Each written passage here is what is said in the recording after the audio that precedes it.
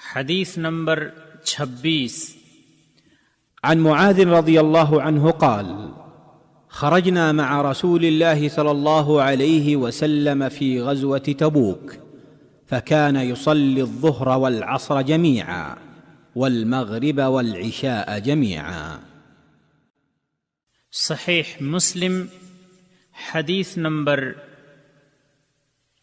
52,706. اسلام تسامح کا دین ہے. معاذ رضی اللہ تعالی عنہ کہتے ہیں، ہم غزوہ تبوک میں رسول اللہ صلی اللہ علیہ وسلم کے ساتھ نکلے تو آپ ظہر و عصر اور مغرب اور عشاء ملا کر پڑھتے تھے. فوائد. نمبر 1، اس حدیث سے معلوم ہوا کہ ظہر اور عصر اور مغرب و عشاء کے درمیان جمع تقدیم اور جمع تأخیر جائز ہے.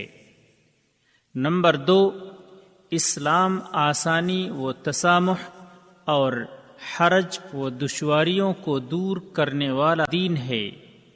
یہی وجہ ہے کہ امت کی آسانی کو ملحوظ خاطر رکھتے ہوئے نماز کے جمع کرنے کے احکام آئے. نمبر 3، اس حدیث سے یہ نہ سمجھا جائے کہ اس حدیث اور اللہ کے اس فرمان میں کوئی تعارض ہے.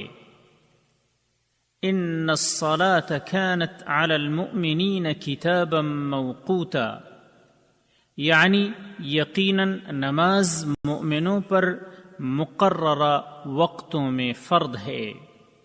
یہ حدیث خاص استثنائی حالتوں کے لیے ہے، جیسے سفر وغیرہ. بوقت ضرورت ایسے شخص کے لیے جو اپنا معمول نہ بنائے. راوی کا تعارف. معاذ بن جبل بن عمرو بن اوس رضی اللہ عنہ ایک مشہور صحابی ہیں. آپ ابو عبد الرحمن انصاری خزرجی کے لقب سے ملقب ہیں. عقبہ کی رات آپ موجود تھے. بدر اور دیگر جنگوں میں آپ شریک ہوئے. 18 سال کی عمر میں مشرف باسلام ہوئے.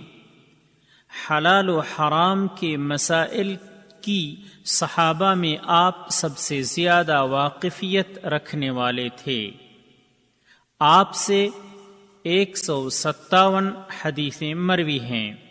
رسول اللہ صلی اللہ علیہ وسلم نے آپ کو یمن کا گورنر بنا کر بھیجا تھا، اور آپ رسول اللہ صلی اللہ علیہ وسلم کی وفات کے بعد واپس ہوئے.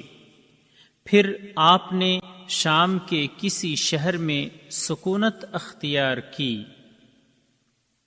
سن 18 یا 17 ہجری میں طاعون کے سال وفات ہوئی. اس وقت آپ کی عمر 34 برس تھی.